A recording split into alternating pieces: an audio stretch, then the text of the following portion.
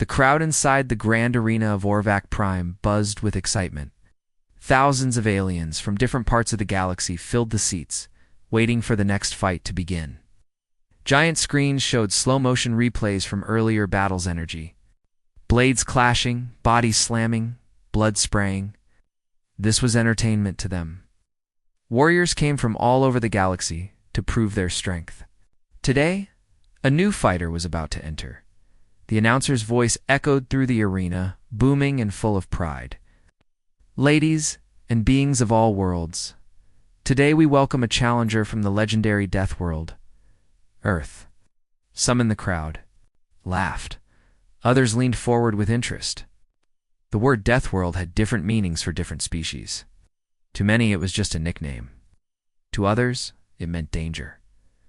The gate creaked open, and a girl stepped into the arena. She looked small, maybe 17 or 18 in human years. She wore no armor, only a simple gray suit. Her hair was tied back, no weapons in her hands, no fear in her eyes. The crowd grew silent for a moment. Someone whispered, "Is that it?" And another chuckled. "Must be a joke." Across the field, the current champion stepped forward. Borzek warrior, massive, with 4 arms and thick armor. His fists were larger than her head. His name was Brugger, and he had never lost a match. Many had tried to beat him. All had failed. Bruggar pointed. "At the girl? You sent this child? What insult is this?" The girl said nothing. She just stood still. The bell rang. The fight had begun. Bruggar charged forward, roaring as he moved. His feet shook the ground. He raised his right fist and swung it with full power, aiming for her head. The punch landed, or at least it should have. His fist hit her cheek, but she didn't move.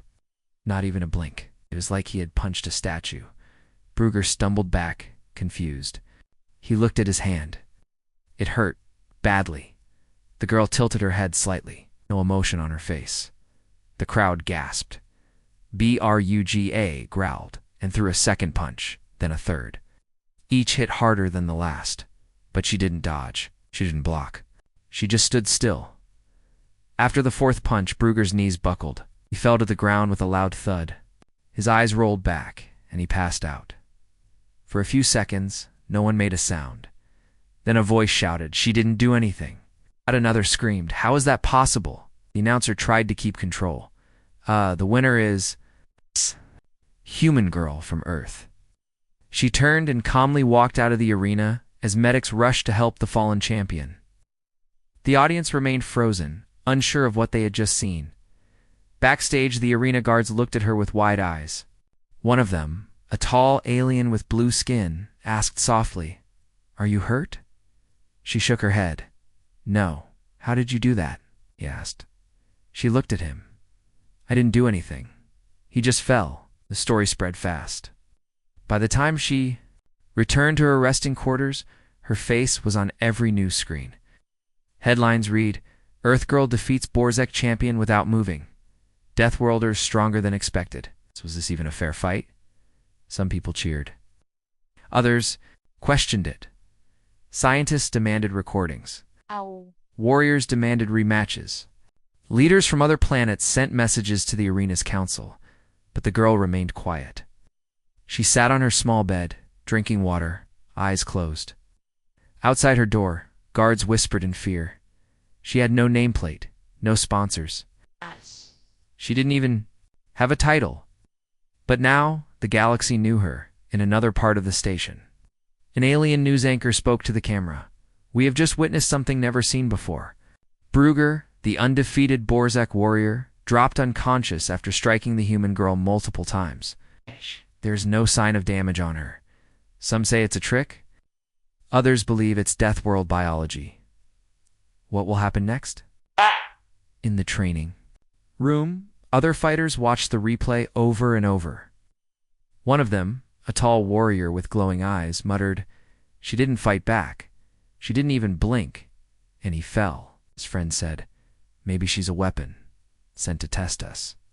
Another whispered, "Or maybe that's just what Deathworlders are." By the next morning, Bets had changed. Some refused to fight her. Others trained harder, thinking they could be the one to bring her down. The arena council decided to let her continue, as long as she obeys the rules, they said. Meanwhile, she walked through the station quietly. She didn't speak much, didn't brag. When asked why she joined the arena, her answer was simple. To understand? Understand what?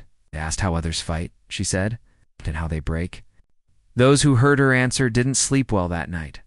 She wasn't fast, she wasn't loud.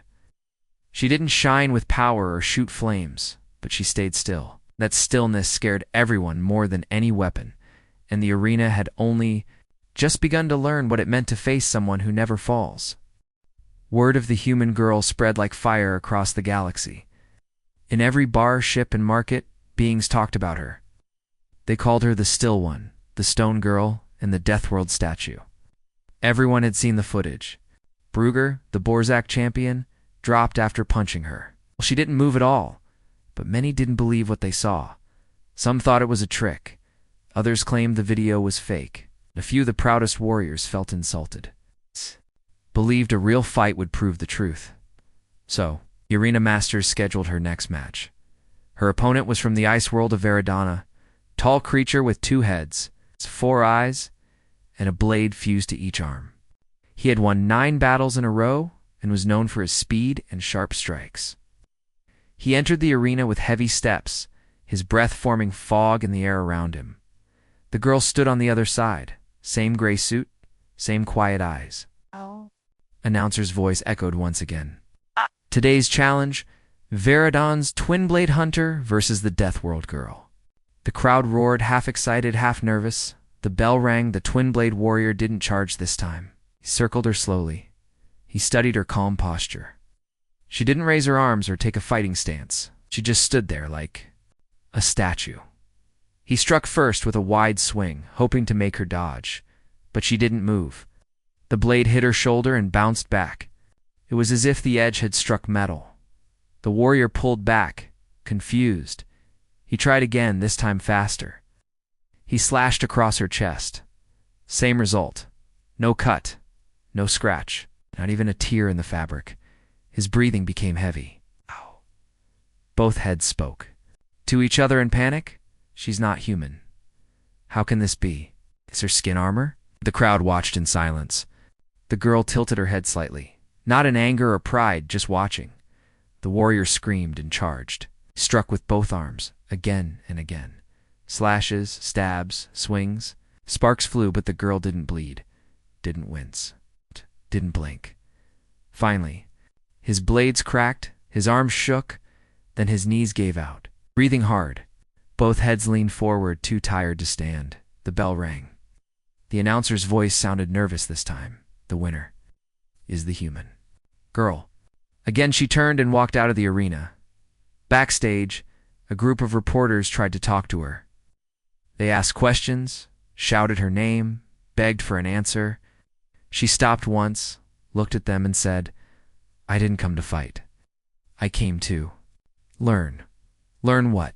a reporter asked, but she didn't reply. Meanwhile, scientists from many planets sent requests to study her. The arena refused. Her medical scans were clear, no implants, no shields, no tricks. Her bones were denser, her muscles layered with strange patterns, her nerves slow to signal pain. A natural Deathworlder. Even with this proof, many still didn't believe in the warrior's quarters. Fighters from other races spoke in hushed voices. "Maybe she's not the strongest fighter," one said, "but she's the most dangerous."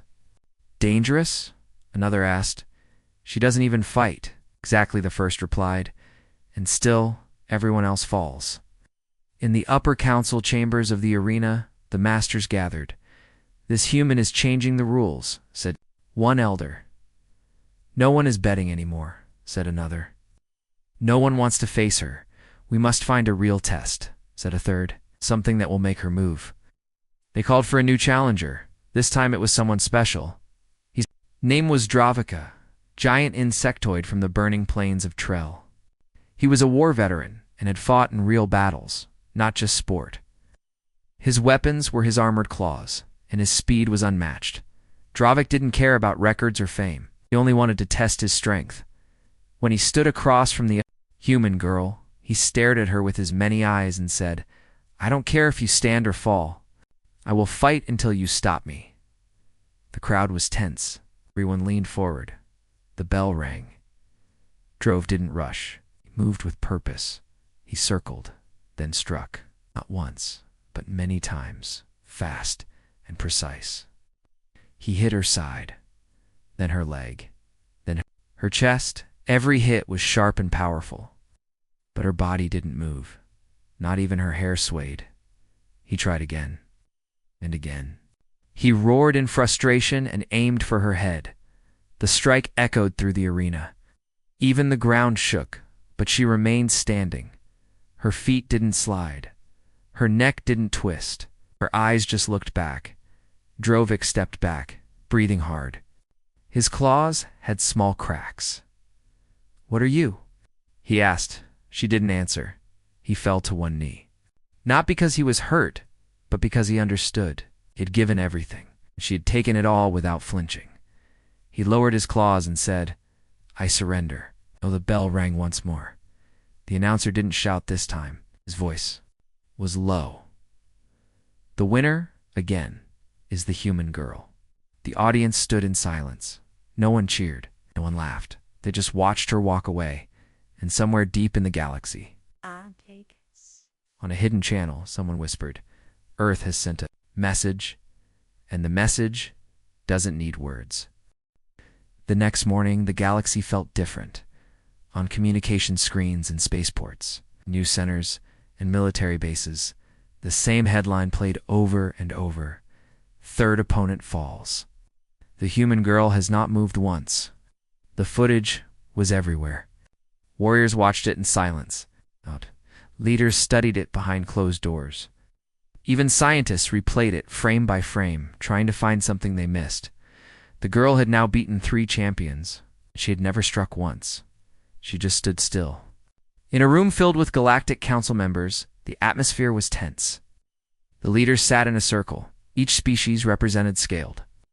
Furred, feathered, armored, and smooth-skinned.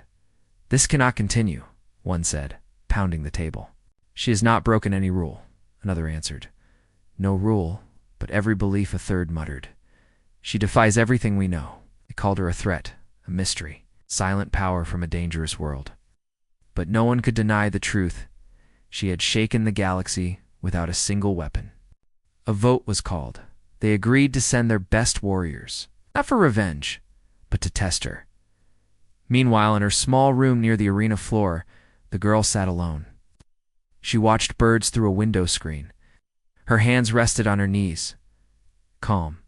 Silent, someone knocked on her door. It opened. A translator robot hovered in. "You've been invited to a council banquet," said. She didn't answer. "They wish to honor you," the bot added.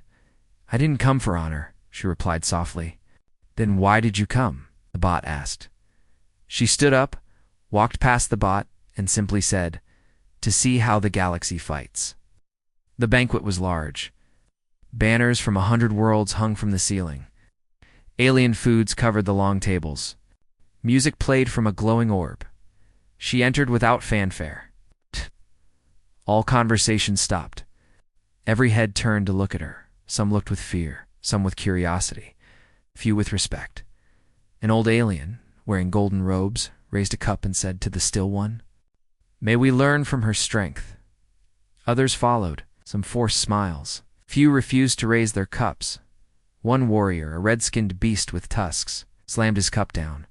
"She's no warrior," he growled. "She's just a trick. She doesn't even fight." His voice echoed in the hall. Many looked away. The girl turned to him. She walked slowly across the hall, her steps calm. She stood in front of him and said, "Would you like to fight me?" The room held its breath. The tusked warrior stared at her. His hand shook slightly. Then he turned and sat down, saying nothing. She walked away. No one else challenged her. The next day, her 4th match was announced. This time the opponent wasn't just a fighter, he was a war hero, a veteran from the Zarn Wars. His name was Kaldic. He had faced machines, monsters, and entire armies. Kaldek trained for 5 days straight before facing her. He studied her movements, her breathing, even her heart rate. He was sure she had a weak point. Everyone did. When he stepped into the arena, the crowd was silent. There was no laughter now, no jokes. It's only waiting.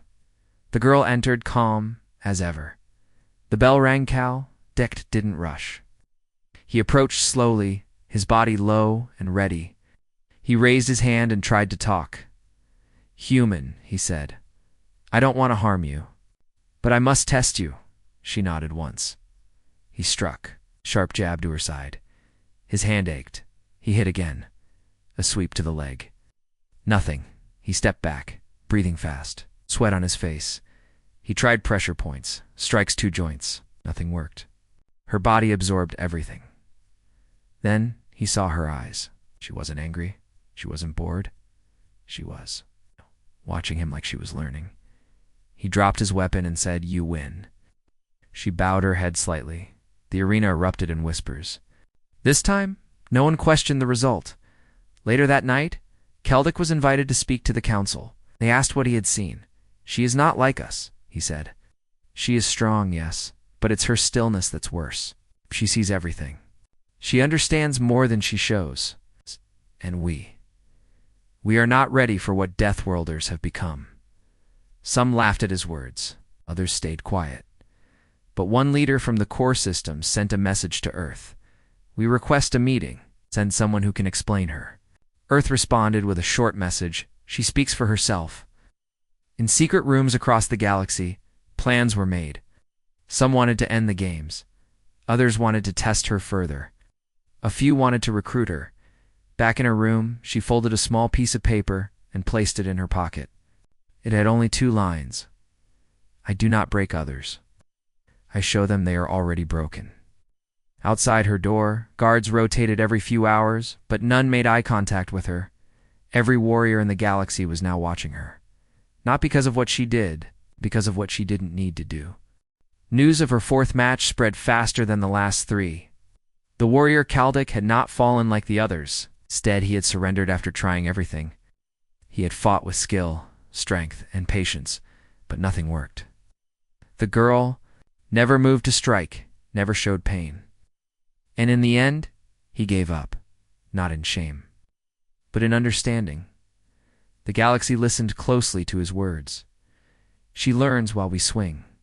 She waits while we waste energy, and she never falls. It wasn't just a statement, it was a warning. The Galactic Council met again, this time in a private chamber under full security. Only high-level members were allowed inside. Outphase, some came. In person, others appeared as glowing holograms. "We can't let this go on," one council member said. "She hasn't broken any rules," another replied. "Not rules, but balance," said a third. "Her presence is shaking the image of strength across the galaxy." They debated for hours, finally. One counselor from the high world of Selvin suggested something strange. "Send the observer." The room went quiet. "You want to send the old machine?" a voice asked. "Yes," the counselor replied, "not to fight her, but to understand her." The observer was not a fighter. It was a very old, artificial being that had watched every battle in the arena for over 100 years. It never judged, never chose sides, but it remembered everything. Meanwhile, in her quiet room, the human girl stood near the window, watching space traffic through the glass. The stars moved slowly. Ships passed like small sparks. A soft chime rang. Her door opened. The observer floated in a metal sphere with a glowing blue eye in the center. "You are being watched by many," it said. "I know," she replied. "They fear you. I know that too." "Why don't you fight back?" the observer asked. "Because they already do enough damage to themselves," she answered. The observer scanned her silently. It watched her heartbeat, her posture, her temperature. Then it asked, "Do you think they will understand?" She looked at it and said, "Some will, some won't. I'm here for those who will." The observer floated quietly for a moment, then turned and left. The next morning, a message was sent across the galaxy. A special event will take place in the arena. She will face 5 warriors at once. It was not a test of power, but of control. The Arena Council believed that if they overwhelmed her, they could expose her weakness. 5 warriors were chosen. All were strong, all were fast. They trained together for days. They practiced timed strikes, team movement, and distraction tactics. When the day came, the arena was full beyond capacity. Even the council watched from a hidden booth. She entered the arena last. The crowd was silent. The 5 warriors stood ready, one from the lava planet, one from the sea world, one from a gravity moon, and 2 twins from a warrior clan. The bell rang. The 5 moved together. 2 flanked her sides. 1 came from the front. 1 leaped from behind. 1 stayed back to attack later. The first punch landed on her ribs. Nothing happened. A kick came to her back. She didn't turn. An axe swung. At her leg, no effect. The twins attacked at once. 1 jumped high, 1 slid low. They struck in perfect timing. The girl stood still. One by one, the warriors slowed. They breathed harder. They began missing strikes. They started hitting each other by mistake. Their moves lost rhythm. They stepped back, confused. Sweat ran down their faces. 2 of them were already limping. The girl had not lifted a finger. Suddenly, one of the warriors screamed in frustration and ran at her with full power. He punched her chest. His hand broke. He fell. Another tried to stab her leg. The weapon bent. He fell too. The twins looked at each other. They nodded once, then dropped their weapons and stepped back. "We surrender," they said. The 5th warrior, the one who had waited, sat down and said, "I can't fight her, not without becoming weaker myself." The bell rang. The announcers. The voice was soft. "The human girl is still standing. The match is over." The crowd did not cheer. They stood in silence watching her. It was not fear anymore. It was something else. It was respect. From the council booth, one leader whispered, "She has taught us something." "What?" another asked. "That strength doesn't mean breaking others." Later that night, the observer sent a report to all council members, said only one thing. "She doesn't win because she's strong. She wins because she doesn't need to destroy, and that is what makes her different." She returned to her room. She closed the door gently and sat on the floor. She pulled out the folded paper again. Same 2 lines. "I do not break others. I show them they are already broken." Outside her door, no guards stood anymore, because no one needed to guard someone the galaxy had begun to trust. The arena was quiet the next few days. No new fights were scheduled. No new challenges were made. Her last match against 5 warriors had changed everything. They had not fallen because of injury. They had fallen because they realized something.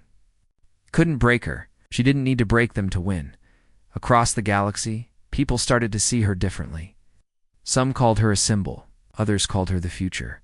A few still called her dangerous, but most had gone silent. However, not everyone accepted the change. In the dark corners of the galaxy, there were groups who saw her strength as a threat to power. They believed the girl was sent to weaken traditions, to break old systems, to change everything they had built. And they didn't want that. One such group, made up of outlaws, ex-generals, and secret agents, decided to test her outside the arena. They planned it carefully. They knew the girl's routine. They knew when she walked the quiet path behind the arena after meals. She always walked alone, under the pale lights of the Star Dome, without guards, without fear. She thinks she's untouchable. One of them whispered, "Let's show her otherwise," said another. They set the trap. On the 3rd evening, she walked as usual. The air was calm. A soft breeze moved through the trees. She looked up at the glowing stars, her eyes peaceful. Then it began. A sound sharp and fast. A dart flew toward her, neck coated with a strong paralyzer. It hit her skin and bounced off. The attacker blinked in shock. The second attacker rushed forward with a shock baton. He struck her side. The electricity sparked. She stood still. He fell back screaming, his own weapon shaking in his hand. More attackers came, 3 from behind, 1 from above. They used gravity nets, sonic blasts, and pressure traps. None of them worked. The net hit her, wrapped around her body, and then crumbled like paper. The sonic blast echoed, but it only made birds fly away. She didn't even cover her ears. The pressure trap bent under its own force and collapsed. One attacker tried to run. He tripped and fell before reaching the end of the path.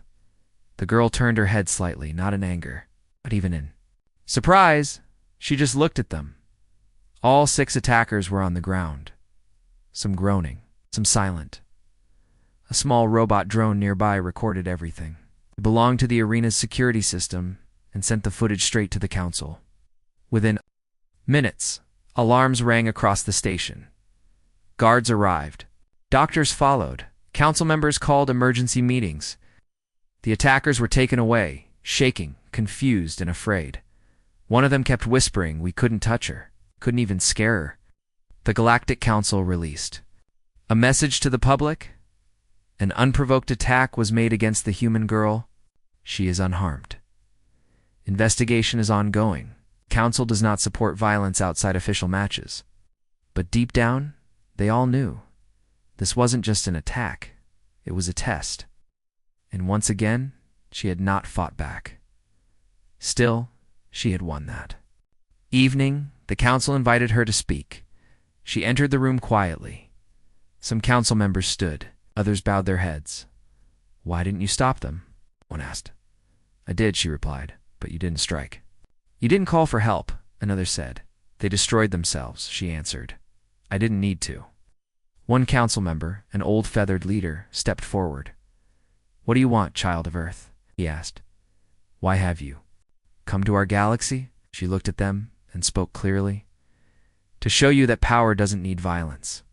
That strength isn't always loud. That stillness can shake more than weapons." Her voice was soft, but it filled the chamber. "You fight because you fear each other. You destroy because you think that's how you survive. But maybe you've forgotten how to simply stand." The room stayed silent for a long time. Then the observer floated in.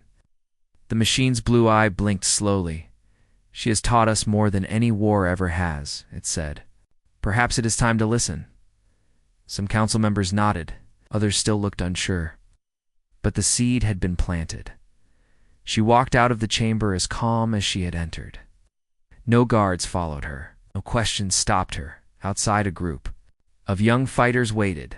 They had once trained to defeat her. Now they just wanted to speak. One stepped forward. A lizard-like teen with big eyes. "Will you teach us?" he asked. She paused, then nodded.